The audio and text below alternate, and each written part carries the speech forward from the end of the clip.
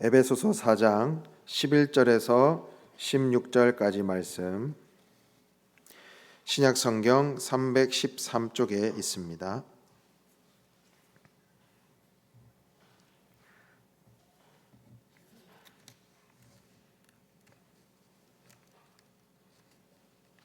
우리 다 같이 한 목소리로 같이 읽겠습니다.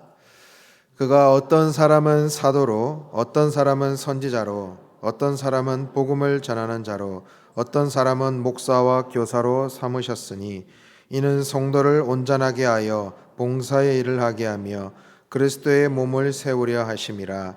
우리가 다 하나님의 아들을 믿는 것과 아는 일에 하나가 되어 온전한 사람을 이루어 그리스도의 장성한 분량이 충만한 데까지 이르리니 이는 우리가 이제부터 어린아이가 되지 아니하여 사람의 속임수와 간사한 유혹에 빠져 온갖 교훈의 풍조에 밀려 요동하지 않게 하려 함이라.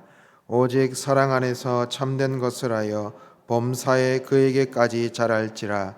그는 머리니 곧 그리스도라. 그에게서 온몸이 각 마디를 통하여 도움을 받음으로 연결되고 결합되어 각 지체의 분량대로 역사하여 그 몸을 자라게 하며 사랑 안에서 스스로 세우느니라.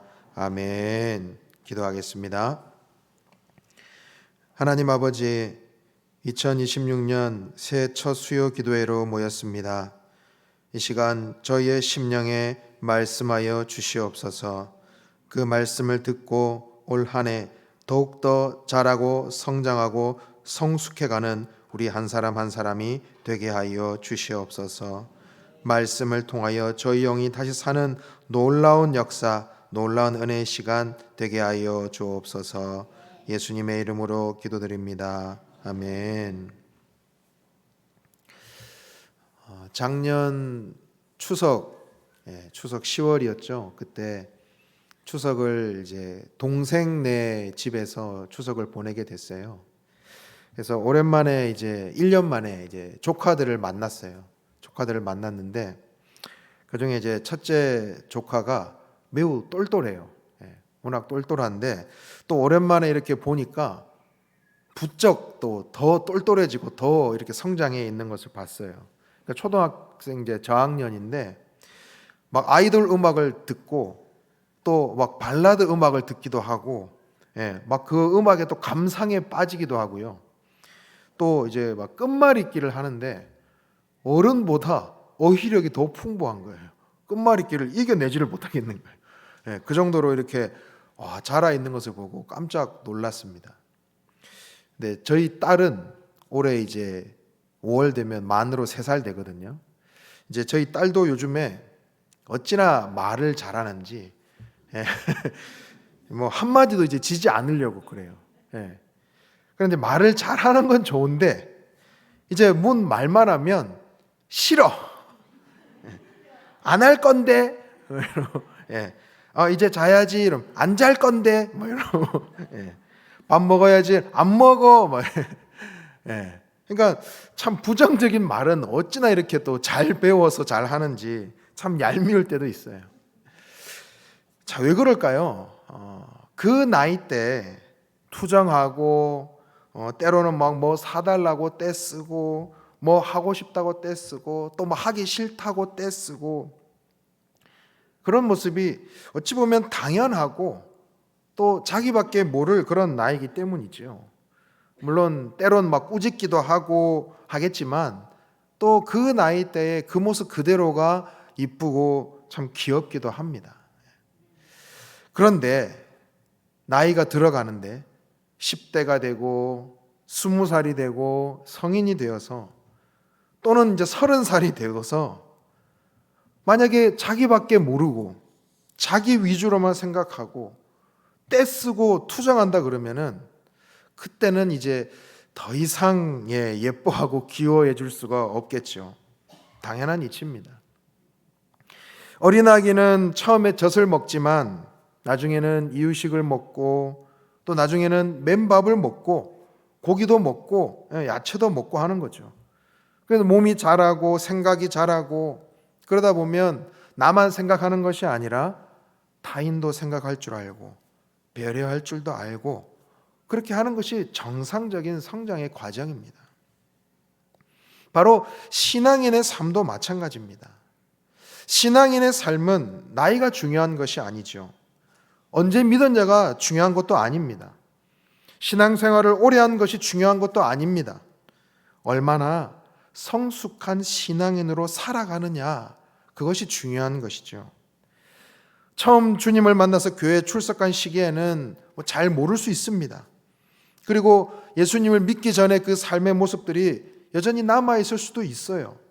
충분히 이해가 되죠. 그런데 10년, 20년, 30년 신앙생활을 한 사람 중에서도 여전히 아직 잘 모르는 시기를 벗어나지 못하는 사람도 있다라는 겁니다. 시간은 흐르고 있지만 몸은 마치 성장하지 아니하는 것처럼 육체의 나이는 점점 먹어가지만 신앙은 더 이상 성장을 멈춘 어린 아이와 같은 사람도 있다라는 것입니다.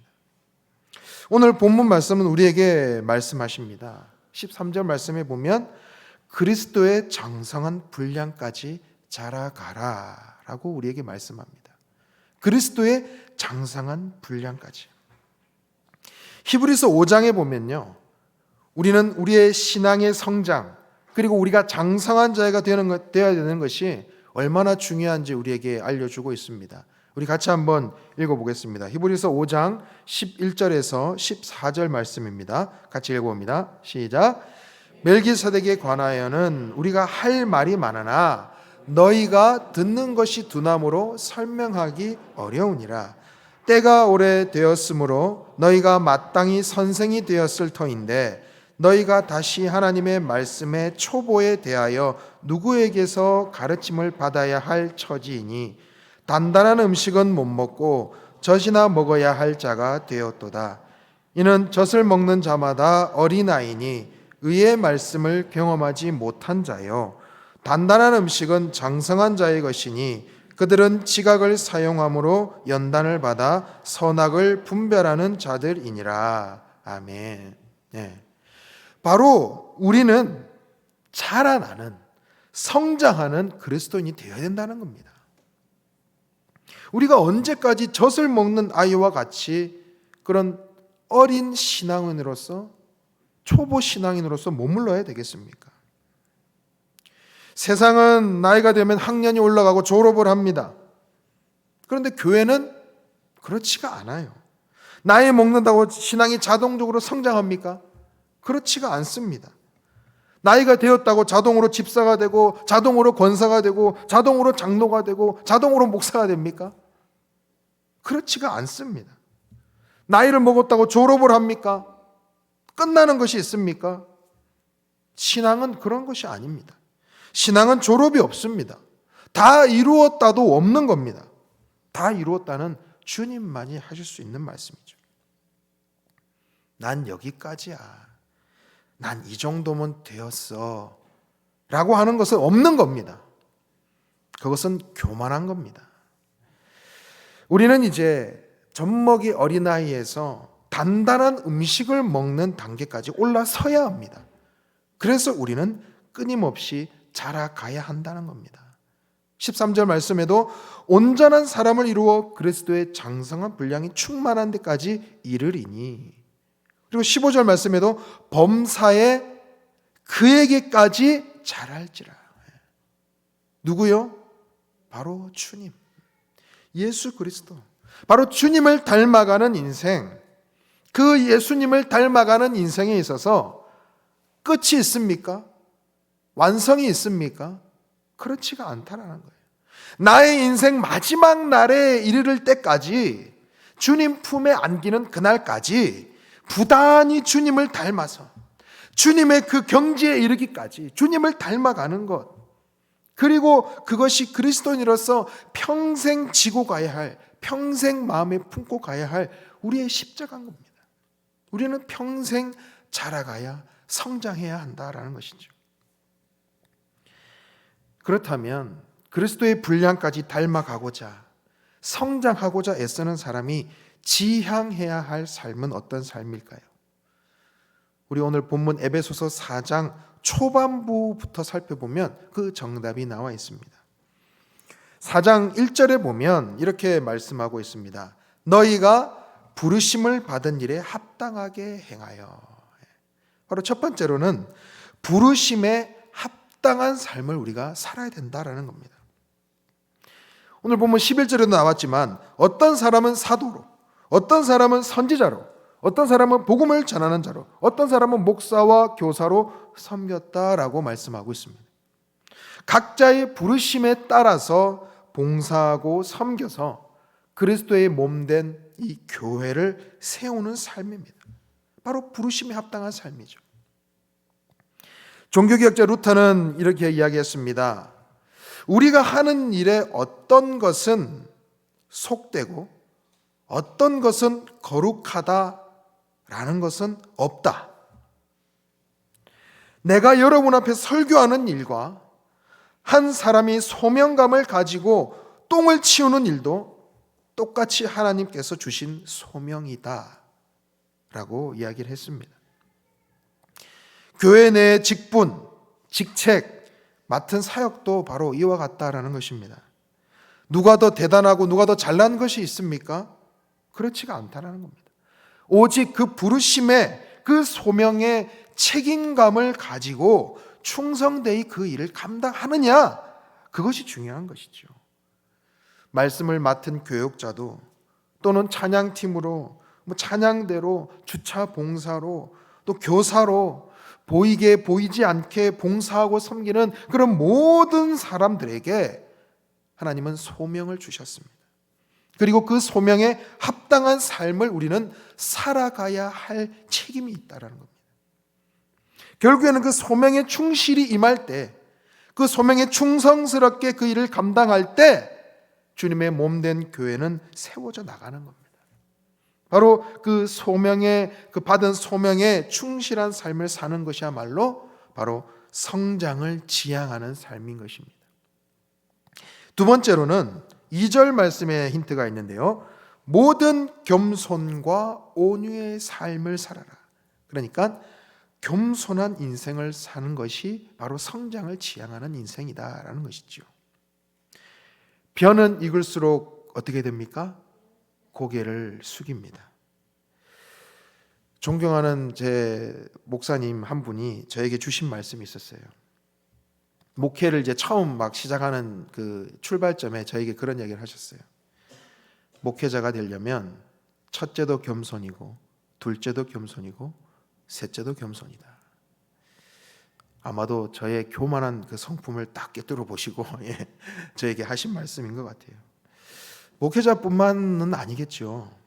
그리스도인으로서 가장 기본적인 덕목일 겁니다. 어린 사람은 겸손할 수가 없습니다. 겸손은 성장한 사람, 장성한 사람이 할 수 있는 덕목이죠. 바꿔 말하면 겸손하지 않은 사람은 아직 어리다라고 볼 수 있는 겁니다. 세 번째로는 오래 참음으로 사랑 가운데 서로 용납하는 삶입니다. 그러니까 이해하고 용납하고 사랑하며 인내할 수 있는 삶을 우리는 지향하며 살아야 된다는 것이죠. 서로를 아끼고 이해하고 품어줄 수 있는 것이야말로 성숙한 성도로서 바람직한 자세이죠. 어린아이와 같이 떼쓰고 자기밖에 모르는 그런 사람이 있을 수도 있습니다.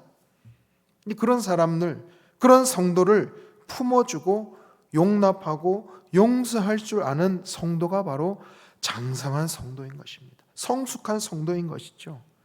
어린아이와 같은 그 사람이, 그 성도가 성장하고 자라날 수 있도록 인내하면서 기다려줄 수 있는 것, 또 그것이 바로 성숙한 신앙인의 자세이죠. 네 번째로는 3절 말씀인데요. 평안히 매는 줄로 성령이 하나 되게 하신 것을 힘써 지키는 삶입니다. 바로 하나 되게 하신 것을 힘써 지키는 삶. 서로 하나 되게 힘쓰는 것이야말로 성령님께서 하신 일을 지켜나가는 것이죠. 사탄 마귀는 어떻게 합니까? 우리를 끊임없이 갈라지게 만듭니다. 분열하게 만드는 것이 사탄의 본성입니다. 하지만 하나님께서는 태초부터 하나 되게 하셨습니다. 공동체를 이루기를 원하셨고 화합하기 원하셨어요. 그래서 우리는 분열이 아닌 통일, 화합, 통합, 이해, 용서, 포용, 사랑으로 우리는 나아가야 된다는 것입니다. 반면에 미성숙한 성도는 다툼을 일으킬 수밖에 없어요. 분란을 조장하고 갈라지게 만듭니다. 그래서 우리는 하나님께서 하나 되게 하신 것을 힘써 지키는, 그런 하나 되는 것을 지향하는 그런 삶을 우리가 살아가야 된다라는 것이죠. 오늘 2026년 새해 첫 수요 기도에 나오신 우리 영인영락의 모든 우리 권속 여러분, 우리는 그리스도를 닮아 평생을 자라가는 신앙인이 되어야 됩니다. 아멘. 어떤 분들은 그런 얘기를 하시더라고요. 이제 새해가 됐는데 뭔가 별로 달라진 게 없는 것 같다고. 새해 느낌이 안 난다고. 새해 우리가 여러 다짐을 하지만 연말 되면 다 똑같더라. 그렇게 생각하시는 분도 계실 줄 모르겠습니다. 그리고 또 새해 막 여러 다짐을 하지만 작심삼일이더라. 그런 이야기를 하는 분도 계셔요.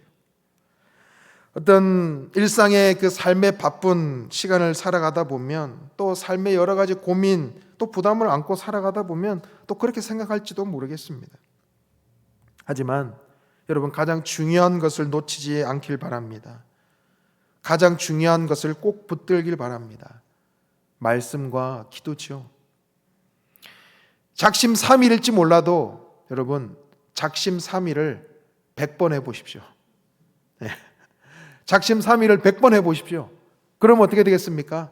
그 한 해는 아주 충실히 살아간 한 해가 될 겁니다. 결국 하나님의 말씀인 영적 양식을 먹지 않으면 자라날 수가 없고, 기도의 호흡이라고, 영적인 호흡이라고 하는 우리 기도를 하지 않으면 죽을 수밖에 없는 겁니다.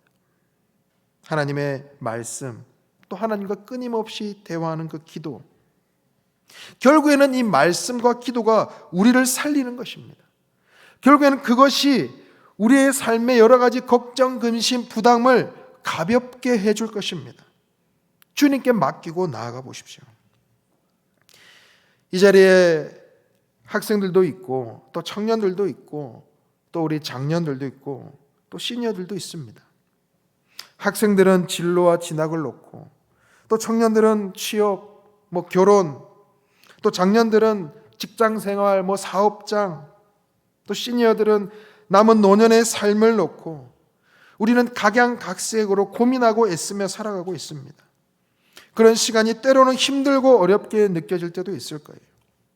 그런데 우리가 붙들어야 할 것, 말씀과 기도, 결국에는 한 단계 성숙해져 나가는 그 발걸음, 그것을 붙들 때에 우리가 살아가는 이 일상이 그냥 마냥 힘들기만 한 시간이 아니라는 것을 우리는 다시 한번 깨닫게 될 겁니다. 그런 시간을 통해서 내가 한 단계 성숙하고 한 단계 자라가는 것, 한 단계 높은 단계로 성숙해져 가는 것, 그 시간을 우리가 다시 한번 느끼게 될 겁니다. 그리고 그 성숙은 단지 내 개인의 성숙으로만 끝나는 것이 아니라 그 성숙을 통해서 주의 몸된 교회를 세워가는 데 사용해야 되는 것이겠죠. 우리는 교회의 지체입니다. 주님의 다리, 주님의 팔, 주님의 눈, 코, 입, 주님의 손가락, 발가락입니다. 각 지체로 부름을 받았어요.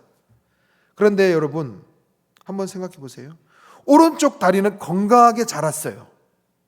그런데 왼쪽 다리는 자라지 못하고 있어요. 그러면 어떻게 될까요?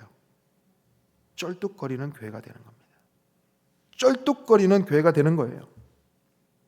그래서 우리는 우리 서로의 지체를 위해서, 우리 서로의 나 혼자만의 성장을 생각하는 것이 아니라 우리 양옆에 있는 지체들을 위해서, 아직 연약한 가운데 있는 지체가 있다면, 또는 어려운 가운데 성장하기 어려운 상황 속에 놓여 있는 지체들이 있다면 오래 참음으로 서로를 돌아보고 또 겸손으로 서로 용납하고 인내함으로 그 형제자매가 성장할 수 있도록 돕고 기다려 주어야 하는 것이죠. 그래서 교회 한 지체, 한 몸으로 묶어주신 그 주님의 하나 되게 하심을 우리가 끝까지 지켜나갈 수 있다라는 것이죠. 그런 시간들이, 그런 함께 성장함이 쌓여서 우리 용인영락교회는 건강하고 아름답게 장성하여서 주님 주신 사명을 잘 감당하는 그런 주님의 몸된 교회가 되는 것입니다. 2026년 이 새해를 맞아서 학생들에게는 진로와 진학이, 청년들에게는 또 취업이, 또 장년들에게는 새로운 한 해 또 어떻게 살아가야 할 것인지에 대한 계획과 다짐, 그 다짐들을 주님 앞에 다 내어놓고, 주님, 이 2026년 한 해를 내가 주님 앞에 더욱더 한 단계 성장하는 한 해가 되길 원합니다.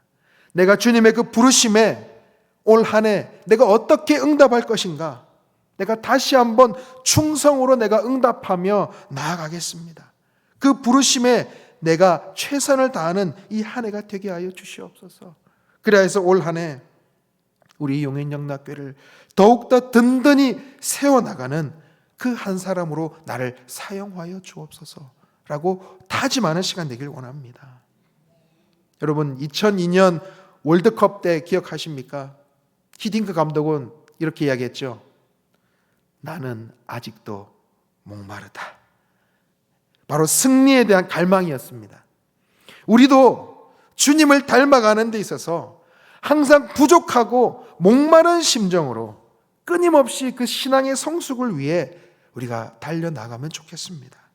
신앙의 한 단계 더 성숙을 위해서 각자의 부르심에 합당한 삶, 겸손하고 용납하고 인내하며 사랑과 포용, 화합함으로 주의 몸된 교회를 올바로 세워나가는 우리 모든 용인영락의 권속들 되시기를 간절히 소원합니다. 기도하겠습니다. 사랑과 은혜가 풍성하신 하나님 아버지, 오늘 말씀을 통해 우리의 신앙의 자리를 다시 한번 돌아보게 하시니 감사합니다. 그리스도의 장성한 분량을 향해 날마다 자라가는 우리의 삶이 되게 하여 주옵소서. 주님께서 우리 각자에게 맡기신 그 부르심을 가볍게 여기지 않게 하시고 겸손과 온유로 오래 참음과 사랑으로 주의 몸된 교회를 세워가는 삶을 살게 하여 주옵소서. 말씀과 기도의 자리를 붙들게 하시고 연약함 속에서도 성령님의 도우심을 의지하며 끝까지 인내함에 성장하는 한 사람 한 사람 되게 하여 주시옵소서. 2026년 한 해의 모든 발걸음을 주께 맡겨드립니다. 우리의 삶과 공동체, 교회를 통해 주님의 영광이 드러나게 하여 주시옵소서. 이 모든 말씀 우리를 자라게 하시는 예수 그리스도의 이름으로 기도드립니다. 아멘.